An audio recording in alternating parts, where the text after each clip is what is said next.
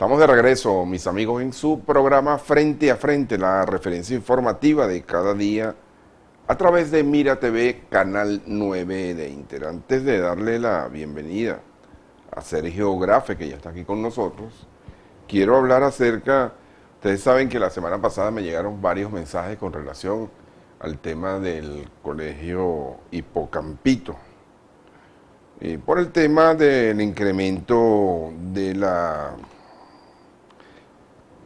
matrícula. Pues bien, en efecto se realizó la asamblea de padres y representantes y el resultado fue que 202 personas de 234 obviamente se están en contra de este aumento de la matrícula a $250 y solamente 29 estuvieron a favor. Bueno, yo creo que es el momento de que se pongan de acuerdo. Lo cierto del caso es que esta matrícula en 250 luce muy caro. No sé, desconozco el pensum de estudios del colegio Hipocampito, no sé si dan materias especiales, inglés, no sé, desconozco, de verdad desconozco, pero a simple vista da la impresión de que esto es realmente exorbitante.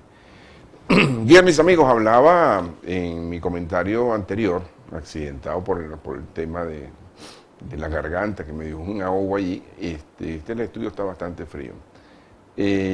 Estaba hablando sobre el tema electoral, ¿no? Sobre el tema de la oposición, sobre el tema de la Comisión Nacional de Primaria y sobre la presencia de un nuevo nombre dentro del marco de la política que va a participar en primaria, como es el caso de Andrés Caleca. Es propicia la oportunidad para iniciar el programa del día de hoy con Sergio Grafe para que nos haga un esbozo, cómo está viendo la situación política y sobre todo en virtud de la decisión que ha tomado la Comisión de Primaria de pedir asistencia y ayuda técnica al Consejo Nacional Electoral. Buenos días, Sergio, ¿cómo estás? Hola, ¿cómo estás, Jairo? Aquí estamos. Sí. Tenía tiempo que no venía. Bueno, aquí estamos. Sergio, ¿cómo estás viendo la situación de la oposición? Porque así, desde afuera, desde el palco, ¿no? Como dicen, cuando uno ve los toros de la barrera, da la impresión de que la dispersión existe, o sea, se ha mantenido un proceso de dispersión y bueno, hay varios candidatos en el ruedo y varias gente haciendo su oferta electoral, pero dentro de todo eso va a haber un momento donde todo esto va a tener que organizarse y una de las maneras es precisamente con la participación a través de esta Comisión Nacional de Primaria.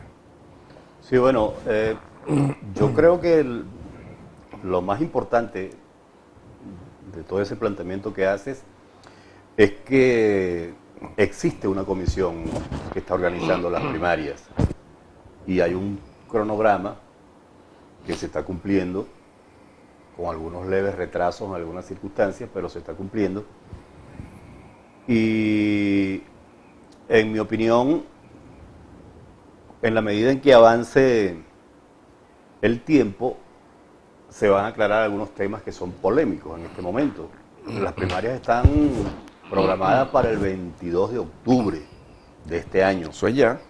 Eso es ya. Pero esa comisión está designada desde hace tiempo. De hecho, en Miranda hay un capítulo que está coordinando el tema de las primarias y hay una propuesta de nucleación de los centros donde pudieran votar los electores de todo el país.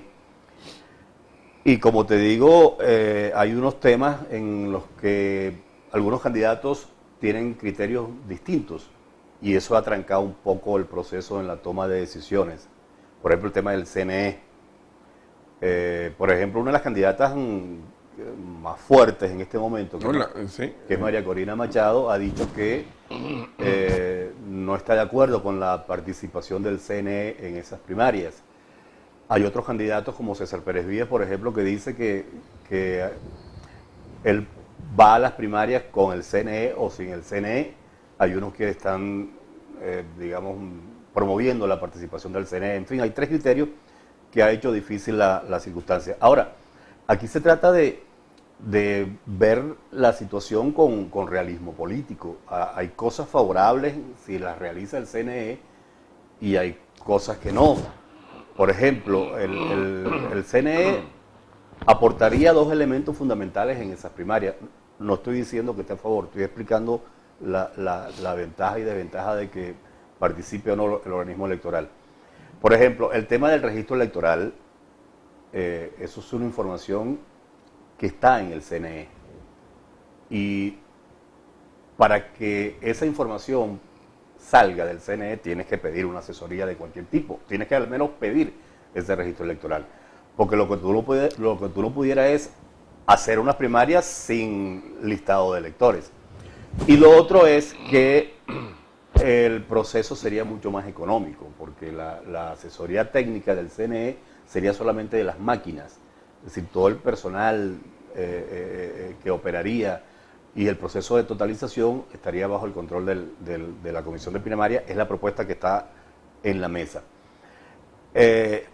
Si la organiza la sociedad civil, que también fue lo que pasó en el 2013, cuando Capriles fue electo en las primarias, tienes algunas ventajas importantes, por ejemplo el secreto del votante, que es un elemento que todavía le genera mucho ruido a las personas.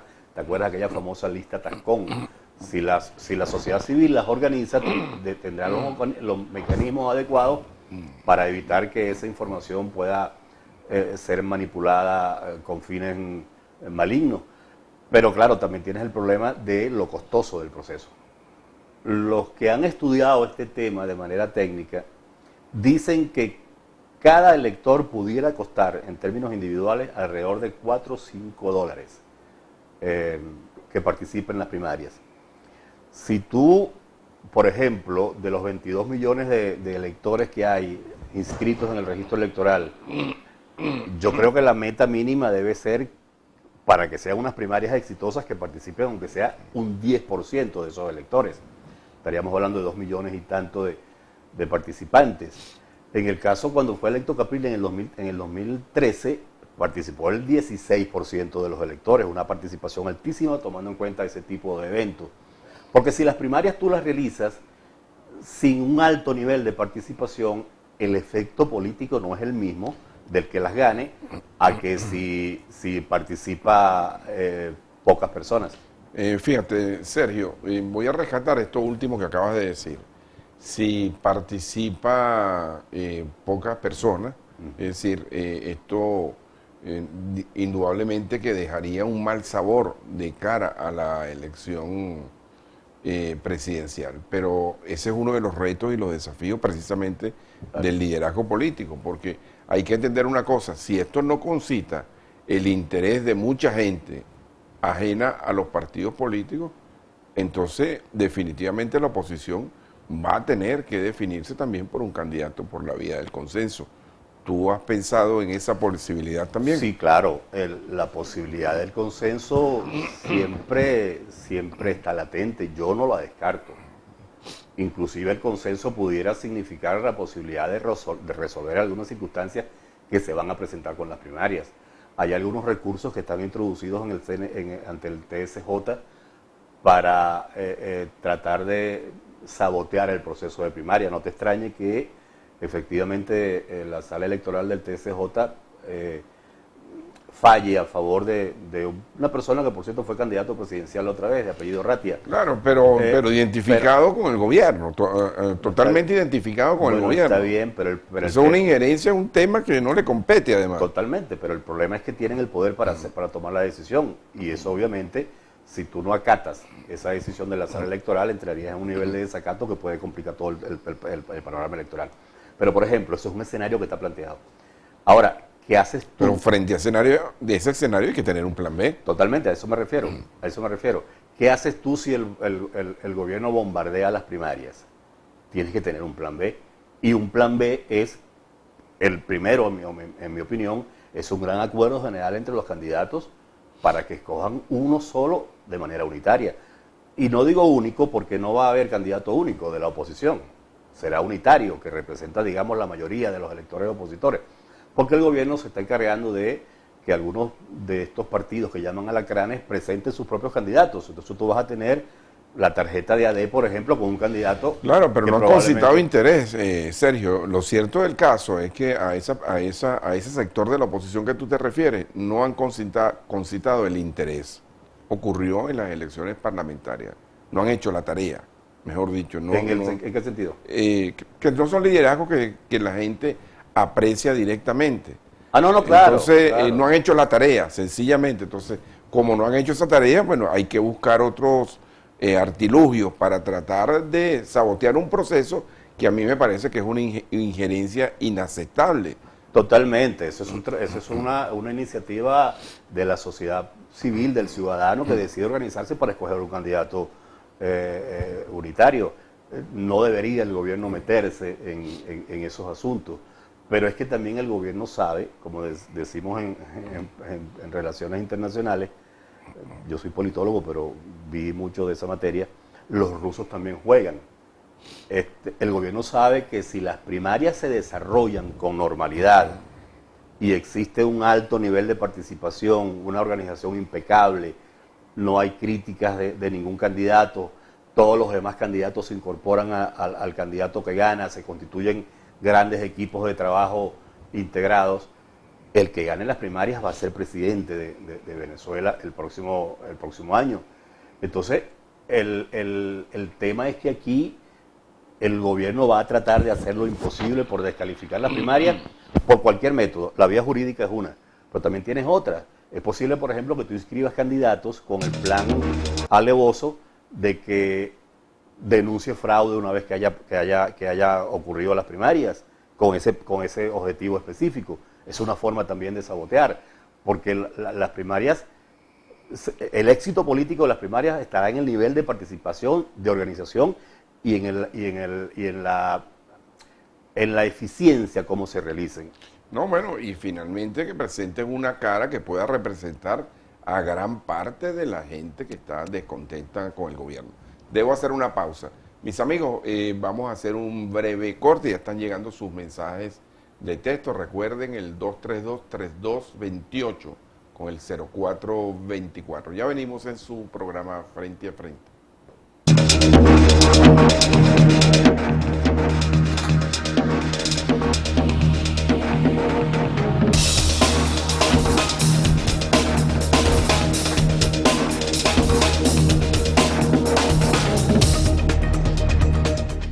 De vuelta, mis amigos, en su programa Frente a Frente, la referencia informativa de cada día, a través de Mira TV. Tengo mensajes, con permiso, Sergio, pero vamos a darle paso. No. Aquí tengo un mensaje de nuestra querida amiga, Irma Gómez Párraga.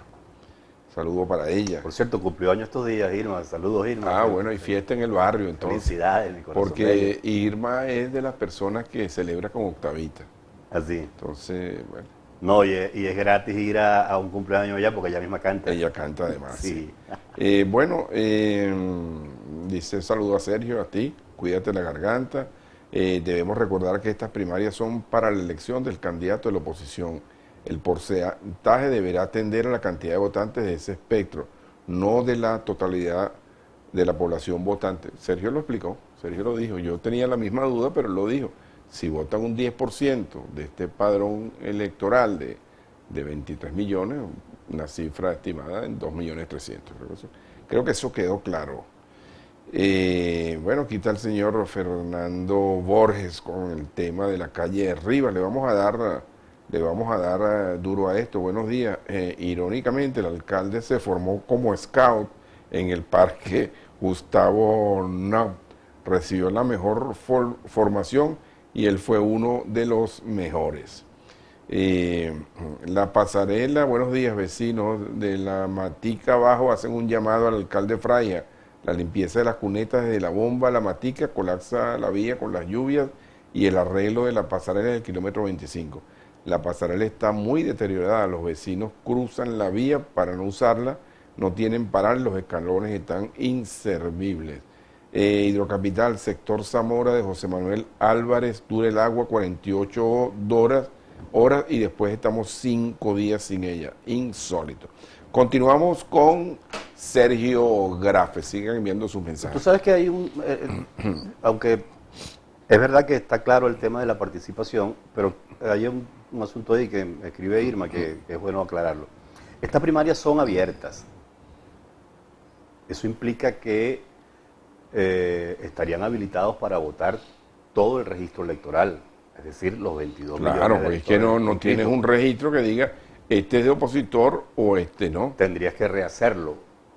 Por eso solamente es, con las por eso personas. es serio. Pero es muy importante porque aunque uno supone que los electores de la oposición en este país deberían estar en el orden de los 6, 7 millones, no es exclusivamente para los electores Por de la eso oposición. es que hay de cualquier manera cierta desconfianza de que puedan votar 12 millones de personas, por ejemplo, y de los cuales 5 puedan ser personas infiltradas del gobierno. Eso es ese es uno de los temores. Bueno, pero si finalmente, si votan 13 millones, por poner un número hipotético, y eligen un candidato, bueno, ese es, Claro, tú finalmente, sabes, claro. a lo mejor ese es el que quiere también la Claro, gente de... lo que pasa es que aquí se arman muchos mitos y leyendas urbanas que cuando tú las analizas no tienen sustento. Claro. Por ejemplo, el gobierno no tiene capacidad para estar movilizando sus bases para un proceso distinto al de ellos. No, y además que eso se va a Evalúa. notar, eso se va a notar. Claro, la única... Ese sería el extremo, exacto, pero lo que te quiero y es posible. Lo que te quiero explicar es que, aunque haya una intención política de hacerlo, no influye en el resultado electoral. Porque, bueno, es que el chavismo en este momento no participa ni en sus propios consejos comunales, por ejemplo. Pero fíjate, Mal pueden participar en una elección donde ellos no están identificados con ninguno de esos candidatos. hagamos este ejercicio. El reglamento de la comisión de primaria es específico en cuanto a la aceptación de candidatos. Ya sabemos cuáles son los candidatos que están circulando Sí, los que se inscribieron. allí, los que se van a inscribir, porque no, Bueno, los que se van a inscribir, tienes que han razón. dicho que se van a inscribir. En junio. Perfecto. Si votan 5 millones de personas que movilizaría el gobierno, estamos haciendo un ejercicio hipotético allí. Bueno, eligen un candidato, tienen que elegir dentro de esos candidatos. Claro. Finalmente dentro de esos candidatos. Entonces ese es un temor de cualquier manera infundado. Porque Totalmente. si dejaran inscribir a los otros candidatos de las otras oposiciones, como lo dice el gobierno, bueno, eso sería... Pero el reglamento interno de primaria tiene su propia mecánica. Claro, pero por eso te decía que, como tú bien lo planteas, supongamos que hay una línea política del PSUV para influir en el resultado escogiendo un candidato que más le convenga a ellos. Vamos a partir de esa premisa. Bueno, pero el problema es que si eso funciona, al que salga electo de ese proceso va a ser presidente. Entonces, el mismo PSUV estaría, como decimos en criollo, dándose un chinazo político, ¿no? Un Eso- chinazo. eso- Sergio, ¿qué opinión te merece la presencia de Andrés Caleca como figura independiente en este proceso, además de los Tekken?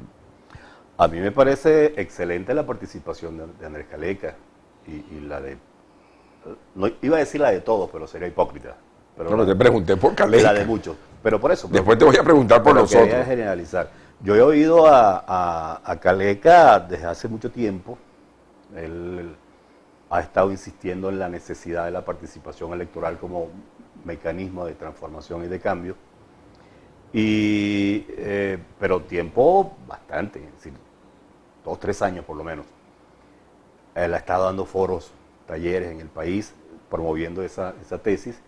Y a mí me parece excelente que pueda ser candidato. ¿Tú crees que la presencia de Caleca sea vista como una figura emergente, por no decir outsider, Por lo y menos- que eleve el nivel del debate? Por lo menos le da altura al debate, eso te iba a plantear. Porque el problema es que los outsiders no se decretan, ¿sabes? Hay mucha gente que maneja el término. Por eso no hablé de outsider, hablé de figura emergente. Exacto, a mí me gusta más esa expresión porque aunque parecieran que tienen elementos comunes, las figuras emergentes tienen que ver con condiciones que no tiene el candidato, sino lo que la gente espera. Es decir, el outsider se maneja de una manera distinta. Pero a mí me parece, por ejemplo, que el surgimiento de Andrés Caleca, inclusive últimamente otra vez vuelve a sonar el nombre de Lorenzo Mendoza, que ya es repetitivo, pero claro que es importante que figuras como Andrés Caleca se incorporen al debate político de las primarias. Eso eleva el nivel del discurso y genera un plus a la credibilidad de ese proceso. La Universidad Católica Andrés Bello está organizando un debate entre los candidatos que se inscriban en las primarias. A mí eso me parece un escenario... Y ojalá sea aceptado. Bueno, ojalá sea una condición que ponga la Comisión Nacional de Primaria. Total. La gente tiene derecho a oír a los candidatos debatir. Totalmente de acuerdo contigo. Ojalá sea un criterio que asuma la organización de las primarias como obligante y puedan los ciudadanos comparar propuestas, porque el problema es que cuando tú analizas algunos discursos, algunas narrativas de algunos candidatos, tú dices, bueno, pero ¿y qué es lo que hay aquí? Es decir, tú tienes que tener un candidato que te opine cómo va a resolver la situación económica del país, por ejemplo, que es el tema fundamental. Ahora, Sergio, partamos de una base. Es indudable que en el seno de la oposición ha habido una orfandad política, orfandad de liderazgo, mejor dicho. Cuando se plantean estas primarias, muchos se hacen la pregunta, bueno, ¿primarias con qué candidatos? ¿Con cuáles candidatos? Si ninguno pasa del 5, del 3, del 2%. Surgen las figuras. Benjamín Rauseo es una, María Corina Machado es otra. Fíjate que se han inscrito otros candidatos. Está César Pérez Viva, que entiendo que no está inscribiéndose en una alianza partidista, sino con un grupo ciudadano de independientes. ¿Por qué han surgido esas figuras y por qué en este momento las preferencias electorales, que yo creo que van a comenzar a cambiar con la presencia de Caleca, que es otra figura emergente? ¿A qué lo atribuyes tú, Sergio? Bueno, mira, yo creo que hay un proceso de decepción creciente entre los electores en general del país, ¿no? Porque inclusive cuando tú evalúas la pérdida histórica de apoyo que ha tenido el chavismo, el PSUV, es impresionante. Ese partido llegó a sacar aquí 8 millones de votos en los mejores tiempos de Chávez. Ahora tú vas a una elección de cualquier nivel y el chavismo no llega al 15%, que es lo esperado también, por cierto, que pase en las elecciones presidenciales. Entonces hay un proceso de cansancio que se produce de manera natural en la población cuando las expectativas del cambio no se han cumplido. Y por eso, por cierto, yo creo que surgen figuras como la de... Bueno, María Corina tiene tiempo luchando. Yo en estos días comentaba con unos amigos que Maduro debe estar muy molesto con Diosdado Cabello, porque quien le ha hecho la campaña a María Corina ha sido Diosdado Cabello. Claro, pero se decidió a participar en el ruedo electoral. Claro, pero te quiero decir, desde aquella famosa exclusión de la Asamblea Nacional, cuando en el caso Panamá, ¿te acuerdas? Sí, claro. Ahí se inició una campaña fortísima que siempre la mantuvo en la opinión pública sin ella estar haciendo nada. Entonces, en este momento está recogiendo frutos de una campaña en la cual no participó directamente. Pero, y también el caso del surgimiento del Conde del Guácharo. Yo, por ejemplo, yo no apoyaría una candidatura como del Conde del Guácharo, pero no la descalifico. Y no la descalifico ¿Por qué no la apoyarías? Porque me parece que esta circunstancia que vive el país amerita una figura que tenga la capacidad de tres cosas fundamentales. Primero, que sea capaz de unificar a la oposición con el proceso de primaria, porque las primarias no se acaban cuando surge el candidato unitario. Tienes que incorporar a todo ese gentío que perdió, a todos los equipos de trabajo, tienes que armar un programa de gobierno de rescate del país en conjunto. Es decir, bueno, tú sabes que con eso hay una experiencia nefasta, ¿no? Yo creo que esa figura... Hay una experiencia nefasta con lo de Capriles cuando fue candidato con el Plan País. No, el Plan País no, había otro proyecto. Ah, tú dices por la exclusión. Totalmente. Sí, totalmente. y eso también pasó en Miranda. Totalmente. Eso también pasó en Miranda porque... Es decir, es una experiencia nefasta. Totalmente, yo estoy de acuerdo contigo. Habían dos comandos, el comando privado y el comando de los demás. Claro, y los directivos de los partidos se quejaban porque decían, bueno, pues este es un vivo.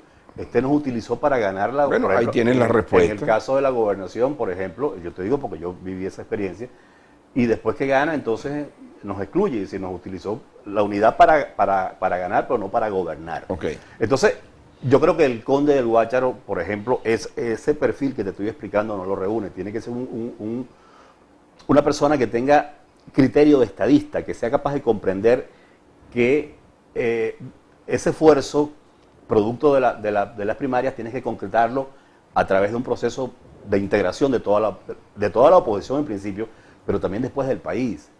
Porque y lo otro es que tenga capacidad de crear las condiciones de gobernabilidad. Es decir, lo que se llama ganar y cobrar. Entonces, para eso necesitas, en mi opinión, insisto, pero yo entiendo el surgimiento de la candidatura del conde del Guácharo en este contexto que te estoy explicando, de un hastío colectivo, que la gente se agarra de lo que crea que lo puede ayudar. Y yo creo que el conde, honestamente, no porque sea cómico, no tiene nada que ver. Aquí ha habido ejemplos, inclusive... Aquí ha habido más cómicos. Sí, cómo no, por eso. Ha habido otros candidatos que han terminado siendo más cómicos. Claro, por eso te digo, o sea, yo no... Zelensky, por ejemplo, el gobernador. No, pero yo me refiero a la política nacional. El de Ucrania, que está dando la batalla con Putin allá. Y en El Salvador creo que también hubo... Es correcto, pero te quiero decir, eso no lo descalifica. Pero te digo que han habido aquí en la política, ha habido más mucho más cómicos que Rauseo, que se la dan de serio. Así es. Tengo que hacer una pausa. Bueno, después seguimos con el tema. Al regreso vamos a que Sergio nos hable de los candidatos y a ver si podemos sacarle provecho a estos 15 minutos que quedan. Ya venimos, mis amigos, en su programa Frente a Frente.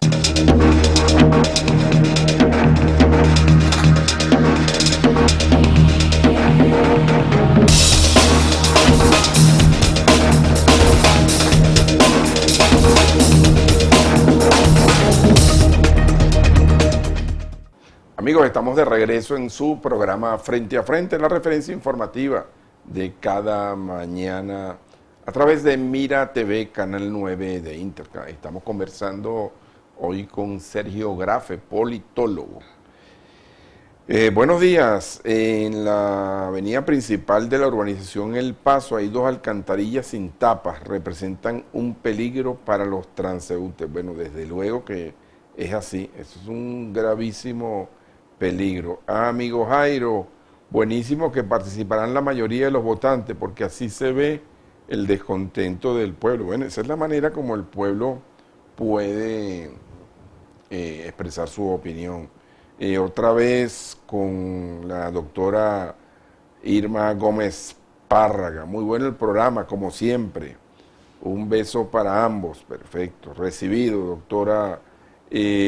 Por favor, Jairo, haz más programas que tengan que ver con la cuestión del parque Los Coquitos. Nos quieren quitar el único pulmón que tenemos. Bueno. Buenos días, amigo Jairo. Un llamado al gobernador o autoridad única, si existe, porque la Panamericana está intransitable desde Los Teques a Líbit por la cantidad. Bueno, este mensaje me llegó la semana pasada y lo voy a volver a repetir porque me volvió a llegar y me llamó la atención por la huecamentazón, desde cuando no oía toda esa palabra. Se llanero. Y la falta de alumbrado desde Los Teques hacia Caracas. Este mensaje lo envía Marcos Ramírez. Bueno, estábamos con el tema. Marcos habla como un chaparreño, de pura cepa. Así es. Mira, seguimos con el tema de los candidatos. El María Corina más o menos es un efecto similar. Porque fíjate que aquí sí, hemos Claro, el surgimiento de María Corina, en mi opinión, obedece al mismo criterio sociológico, digamos, de por qué surge el Conde del Guácharo, solo que los discursos son distintos. El caso de César Pérez Viva. Ajá.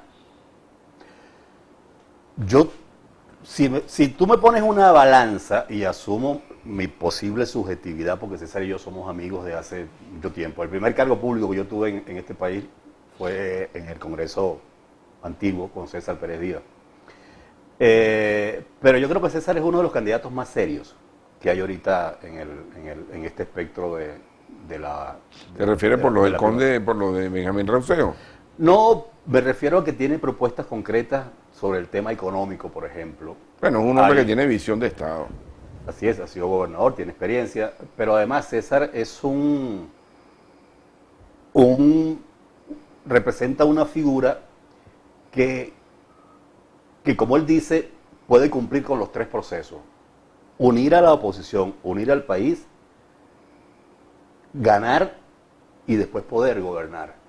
Porque el problema es que tú puedes ganar la presidencia de la República, pero si no estableces criterios mínimos de gobernabilidad, el país se te cae enseguida o te da un golpe de Estado. Eso ha pasado con algunos casos en Latinoamérica. Roberto Enríquez, candidato de COPEI. Tengo una información, Sergio, no sé si tú la podrás corroborar. ¿Que se va a retirar?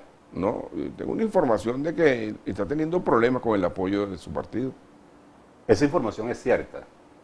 Yo sostuve una reunión no hace mucho, no voy a decir el nombre por respeto, pero me dijeron que la directiva nacional le había dado un tiempito para evaluar la candidatura y que si no terminaba de arrancar como está pasando, le iban a quitar el apoyo y están ya pensando en otras opciones para que en un mismo acto quiten el apoyo y le den el apoyo a otra persona. Ese es el COPEI que llaman OTCA.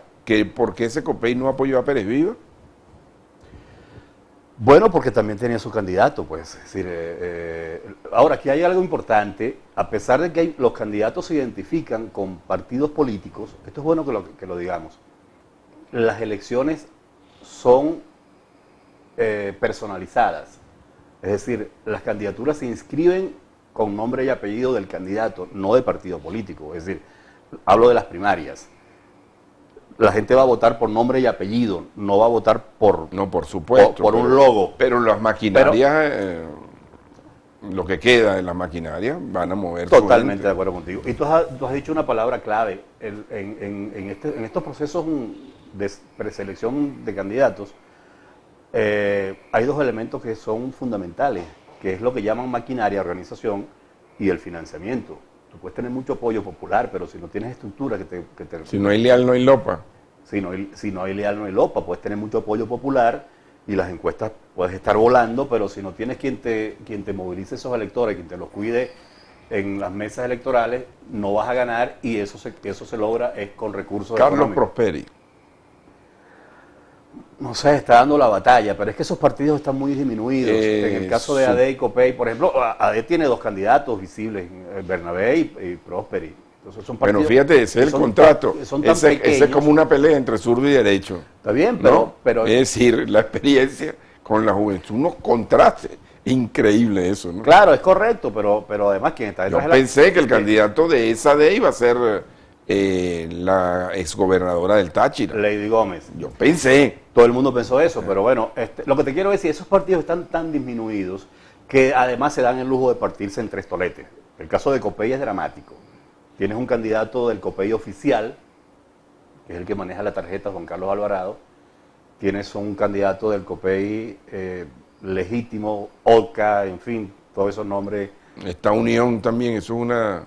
Esta Unión y Progreso que es una copellanía ahí. Un COPEI ahí como que escondido con Eduardo. Una copellanía.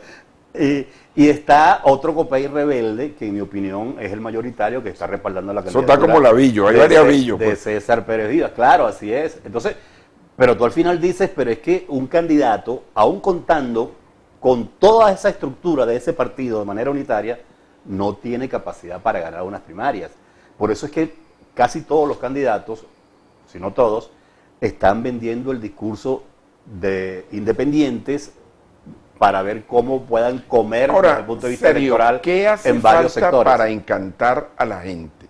¿Qué hace falta? ¿Qué crees tú que es el discurso ideal frente a todas estas circunstancias, frente a estos últimos 20 años, frente a los fracasos de la oposición, frente al tema de abstención? ¿Qué crees tú que es el mensaje que debe percibir la gente para renovar la esperanza y que se active electoralmente lo más que pueda. Lo que pasa es que me la pones difícil desde el punto de vista de la comunicación política, porque son tantas cosas que tendrías que empaquetarla en un mensajito corto. Pero, por ejemplo, mira, el tema económico es fundamental. Y dentro del tema económico, el tema de los salarios, por ejemplo. Es decir, este país la gente se está muriendo de hambre virtualmente porque lo que gana no le alcanza. Pero ¿cómo hacer de eso un discurso creíble? Porque yo puedo sentarme aquí y decir, soy candidato presidencial y apenas gane la presidencia le voy a aumentar el sueldo. ¿Cómo lo hago creíble? Porque todos lo dicen. Bueno, lo que pasa es que en esos casos tú tienes que... Oye, por cierto, que me lancé también. Me lancé, vamos a ver si aparezco mañana en las encuestas. Eso es un acto de fe. Es decir, los candidatos hacen la oferta electoral, los electores la compran o no, y si gana, hay que ligar que cumpla, porque tú no, claro, pero puedes probar antes. Vuelvo a lo mismo, serio, ¿cómo hacer el mensaje creíble? Porque yo puedo decir, te voy a aumentar el sueldo, voy a dotar a los hospitales, yo lo puedo decir. ¿Cómo convenzo a la gente de que eso es posible con un lenguaje diáfano, claro, que la gente diga, caramba, eso es una estrategia apostamos a eso, comunicacional que va a depender de cada candidato? Por ejemplo, la propuesta de César Pérez Viva tiene que ver con presentar un paquete político, económico, etcétera, ¿no? La de María Corina Machado es distinta, aunque tiene elementos que uno pudiera igualar. Pero es que hay otros candidatos que ni siquiera han dicho qué es lo que quieren hacer con este país. Entonces, el problema, y yo creo que, no sé si tú has oído a este conductor de una televisora nuestra, creo que se llama Rodríguez Yoliti, que él dice algo que yo estoy de acuerdo. Es decir, la gente espera propuestas para resolver la crisis, no solamente imagen, no solamente simpatías porque atacaste más al gobierno o no. El gobierno está, desde el punto de vista electoral, está caído. Es decir, yo insisto en eso. Por eso es que el gobierno va a tratar de que esas primarias no funcionen en los niveles esperados de participación, porque el que gane las primarias va a ser presidente de este país. Entonces, para poder renovar la esperanza de los ciudadanos, tú tienes que presentarles propuestas confiables, viables, que sean, no solamente que sean creíbles, sino que sean realizables. Es que ahí el detalle, el tema es la credibilidad. Allí es donde está el detalle. El candidato que tú dices que gane la primaria opositora va a ser presidente, pero si no tiene credibilidad no lo va a hacer. No lo va a hacer. Bueno, pero es que si te ganan las primarias tiene credibilidad. Porque fíjate, serio, o sea, aquí hay un detalle. Las primarias mide un nivel de credibilidad. Aquí hay un detalle. La gente no se ha paseado por la cantidad de personas que viven fuera del país. Esa gente no va a votar en las elecciones. Esa batalla se va a dar, pero esa gente no va a votar en las elecciones. Hay que comenzar por decirlo. Entonces, ¿dónde tienes que pescar? Del otro lado.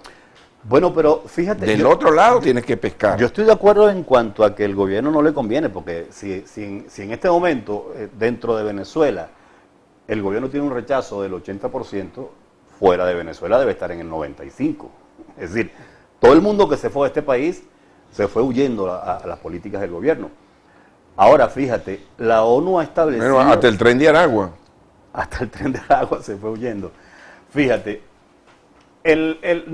nadie tiene una cifra oficial sobre la cantidad de electores que están, de electores venezolanos que están en el exterior. Hay algunas estimaciones, pero que no son concluyentes. Pero ponte que tú de los 7 millones y .5 que estableció la ONU, haya fuera de Venezuela 4 millones y medio de electores. Tú sabes, Jairo, yo no sé si tú manejas esta información, porque yo sé que tú también manejas el tema electoral. ¿Tú sabes cuántos electores están inscritos en este momento en el registro electoral del CNE habilitados para votar en el exterior? ¿No tienes idea? No tengo idea. 108,000 personas nada más. Son los votantes venezolanos que están en el exterior. Pero fíjate. 108,000 de 4 millones y pico, pongamos un caso. Entonces, todo ese gentío que está afuera no va a poder votar, porque aunque se hagan esfuerzos desde aquí, a menos que forme parte de un gran acuerdo político, porque esa gente tiene que inscribirse, hacer sus cambios de residencia fuera del país. No, y en el caso de Estados Unidos, y además tiene, por ejemplo, tiene no hay que embajada. estar legalizado, y buena parte de esas personas que están fuera del país están de manera ilegal. Entonces es un temazo. Es un tema. Claro, por eso pero te digo, el candidato opositor y el candidato del gobierno tienen que pescar del otro lado, necesariamente. Claro, Si no hay credibilidad, no eso, lo logra. Eso es verdad, pero desde el punto de vista de la comunicación política, los candidatos que aquí asuman esa bandera de defensa, No, esa pelea se va a dar. claro, pero además va a repercutir positivamente, porque entonces resulta que Pero Caleca la está dando desde hace tiempo. que la familia que está afuera, que sabe que no puede votar, dejó familia aquí. Y ahí se establece una interconexión No, y hay para buscar hay otro apoyos detalle, de Sergio. identificación El de tema objetivos. del registro de la gente, de los jóvenes que no se han inscrito en el registro y que se le ha puesto muy difícil. La semana pasada yo traje aquí a una señorita, Nairian. Ella denunciaba pues que, por ejemplo, una persona que vive en Cúpira tiene que venir a Oteque, cuando el registro electoral es permanente. Es permanente y es descentralizado. Eso es una aberración. Sí, y un mensajito que tengo aquí, que desastre, 6 años y 3 meses he denunciado el poste ubicado en la calle Junín, diagonal al edificio llamado La Cruz Roja, sin bombillo. Viva la revolución, dice aquí nuestro amigo César Álvarez. Bueno, Sergio, finalmente, porque ya se nos acabó el espacio, ¿eres optimista con relación al tema político? Porque vamos a seguir conversando de esto. Sí, yo soy optimista. Creo que el país entró en este momento en un año determinante para el futuro inmediato, porque no solamente estamos hablando de las presidenciales del año que viene, sino después en el 2025 las elecciones de alcaldes y gobernadores y Asamblea Nacional.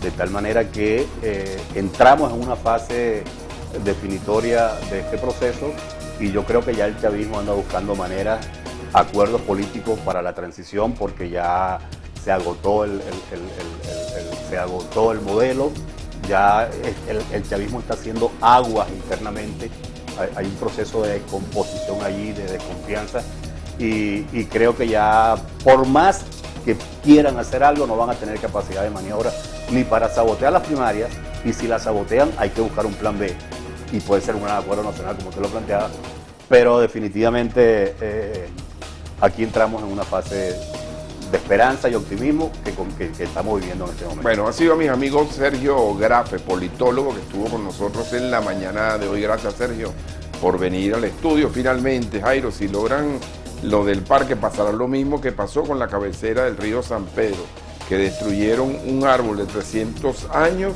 en 15 minutos. La gente está preocupada por el tema ecológico. Mis amigos, esta noche a las 8 en Reposición Frente a Frente. Suscríbase a mi canal de YouTube para que pueda ver este y otros programas. Yo los espero mañana en un nuevo Frente a Frente.